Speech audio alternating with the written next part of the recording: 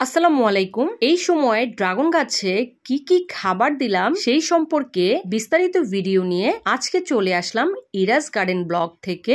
আমি সামনেই এপ্রিল থেকে মে মাসের মধ্যে ড্রাগনের ফুল এসে পড়বে, তার আগেই ড্রাগন গাছের বিশেষ কিছু যত্ন নেওয়া প্রয়োজন। এখানে আমি গোবর সার মিশানো মাটি নিয়েছি, এটা বেলে দোআঁশ মাটি, আর এই যে দেখুন সাথে গোবর মিশানো আছে, পুরনো গোবর। এই মাটির সাথে আরো বেশ কিছু উপাদান মিক্সড করে আমি এবার ড্রাগন গাছের একটা খাবার তৈরি করব। তাহলে চলুন দেখে আসি মাটির সাথে কি কি মিক্সড করে আমি খাবারটা তৈরি করি। প্রথমেই দিয়ে দিচ্ছি এখানে ডিমের খোসার গুঁড়া।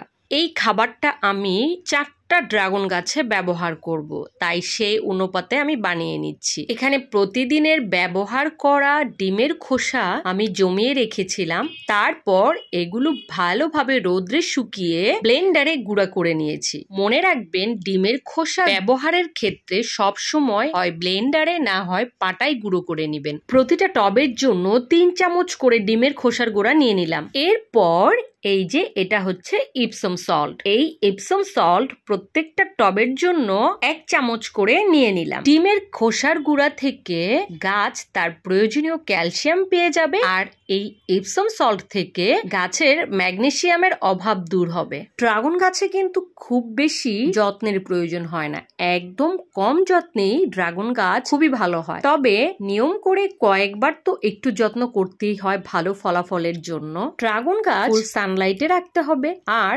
অবশ্যই একটু বুঝে পানি দিতে হবে। এমন ভাবে পানি দেওয়া যাবে না যাতে গোড়াটা সবসময় ভিজে থাকে। টবের মাটি একদম শুকিয়ে যাওয়ার পর হাত দিয়ে চেক করে যখন বুঝতে পারবো মাটিটা একদম শুকিয়ে গেছে, তারপরে পানি দিতে হবে। এর আগে কিন্তু পানি দেওয়া যাবে না। বেশি পানি দিলে গোড়া পচে ড্রাগন গাছ মারা যায়। ড্রাগন গাছে সবচেয়ে বেশি ছত্রাকের আক্রমণ হয়, এই জন্য আমি এখানে একটু ম্যানসার নিয়ে নিচ্ছি। যেহেতু এখন সামনেই খুব ঝড় বৃষ্টি হবে, আর বৃষ্টিতে ড্রাগন গাছের গোড়া পচে যেতে পারে, ডাল পচে যেতে পারে, বিভিন্ন ফাঙ্গাল অ্যাটাক হতে পারে, তাই একটু ম্যানসার ব্যবহার করে দিলে এই ভয়টা থাকবে না। এখানে আপনারা চাইলে হলুদের গুঁড়াটাও ব্যবহার করতে পারেন। এখন দিয়ে দিচ্ছি মুরগির বিষ্ঠা, বেশ অনেকটা পরিমাণ মুরগির বিষ্ঠা দিয়ে দিচ্ছি। আমি যে মাটিটা নিয়েছি তার মধ্যে গোবর মিশানো ছিল, কিন্তু পরিমাণে কম ছিল, তাই আমার কাছে যেহেতু মুরগির বিষ্ঠা আছে, এগুলো প্রসেস করা, আমি মুরগির বিষ্ঠাটা এখানে দিয়ে দিলাম। আপনাদের কাছে যদি গোবর থাকে তাহলে অবশ্যই গোবর দিয়ে দিবেন, তবে সেটা 1 বছরের পুরনো গোবর হওয়া লাগবে। ড্রাগন গাছ কিন্তু গোবর খুব পছন্দ করে। গোবর দিলে ড্রাগন গাছ খুব সুন্দর বৃদ্ধি হয়, ফলনও ভালো হয়। এই মিশ্রণটা ভালো করে মিশিয়ে নিচ্ছি। খুব ভালো করে মিশিয়ে আমরা গাছে ব্যবহার করব। এখন আমি গাছে এই খাবারটা দিয়ে দিব, আর এর 1 মাস পর আমি আবার গাছে গোবর দিয়ে দিব। ভালো মতো মিশানো হয়ে গেছে, এখন আমি তুলে নিচ্ছি একটা পাত্রে। তবে গাছে এই খাবারটি দেওয়ার আগে আমার টবে কিছু কাজ করে নিতে হবে। তাহলে চলুন আমরা টবটা রেডি করে নিই। এই যে দেখতে পাচ্ছেন, এটা আমার ড্রাগন গাছ, কিছু আগাছা হয়ে আছে টবে। এই গাছটার মাথার দিকটা আমি একটু কাটিং করে দিয়েছি। পাশে আরেকটা ড্রাগন গাছ আছে, এটার কিন্তু মাথাটা এখনো কাটিং করা হয়নি, এটা আমি আরেকটু বাড়তে দিব, তারপর কাটিং করে দিব। আর ওই পাশটায় আরো 2টা ড্রাগন গাছ আছে। আজকে আমি এই 2টাই দেখাবো, ওগুলো দেখাতে গেলে ভিডিওটা আরো বেশি বড় হয়ে যাবে, তো ভিডিও বেশি বড় করব না। এখানে আমি আগাছাগুলো পরিষ্কার করে নিচ্ছি। আগাছা এমনিতেই আমি হতে দেই না, সব সময় পরিষ্কার করে রাখি, তাই খুব একটা আগাছা নাই। তবে প্রথমে এরকম আগাছা পরিষ্কার করে নিতে হবে।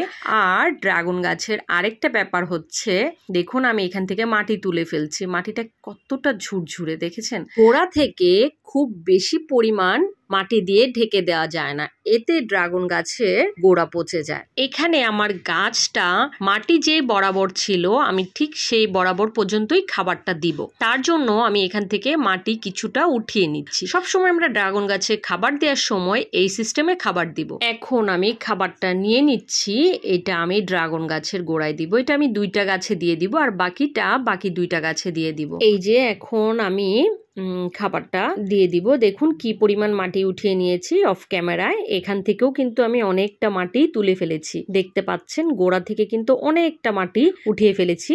সাইড দিয়ে কিন্তু শেকড়ও দেখা যাচ্ছে। আর একটা জিনিস খেয়াল করেছেন, আমার মাটিটাও কিন্তু ভেজা আছে, তাই আমি আজকে এই খাবারটা দিয়ে পানিও দিব না গাছে। এই যে আমি খাবারটা দিয়ে দিলাম, এখন একটু ছড়িয়ে দিচ্ছি। দেখুন গোড়াটার কোন পর্যন্ত মাটি ছিল আর আমি কতটুকু খাবার দিচ্ছি। আমি খাবার দেওয়ার পরেও কিন্তু বেশ অনেকটা অংশ খালি থাকবে, ওইটা আমি খালি রেখে দিব, কারণ কিছুদিন পর আমি এর উপর আবার গোবর দিব। ভালো করে ছড়িয়ে দিয়ে আমি এখন এই যে বাকিটা পাশের টবেও দিয়ে দিব। এই টবের মাটিটাও কিন্তু ভেজা, তাই আমি এই টবেও পানি দিব না। আসলে কালকে পানি দেয়া হয়েছিল ড্রাগন গাছে, তাই আজকে প্রত্যেকটা টবই ভেজা আছে। ড্রাগন গাছ মূলত খুব কম পানি পছন্দ করে, তাই কালকে পানি দিয়েছি, প্রচন্ড রোদ, তারপরও কিন্তু পানিটা শুকিয়ে যায়নি। দুইটা টবেই আমি ভালো মতো খাবারটা দিয়ে ছড়িয়ে দিলাম। ড্রাগন গাছ খুব অল্প মাটিতেই হয়, তাই ছাদ বাগানের জন্য এটা খুবই ভালো একটা গাছ। অল্প যত্নে অল্প খাবারে এই গাছ থেকে খুব ভালো ফলন পাওয়া সম্ভব। এখানে দেখুন এই পর্যন্ত আমার মাটি ছিল আগের, আমি এই পর্যন্ত মাটি উঠিয়ে ফেলেছি। তারপর যতটুকু খাবার দিলাম তারপরও কিন্তু অনেকটা অংশ খালি আছে, ওই অংশে আমি মার্চ মাসে গোবর দিয়ে দিই। এখানেই শেষ করছি। ভিডিওটি ভালো লাগলে চ্যানেলের সাথেই থাকবেন। আল্লাহ হাফেজ।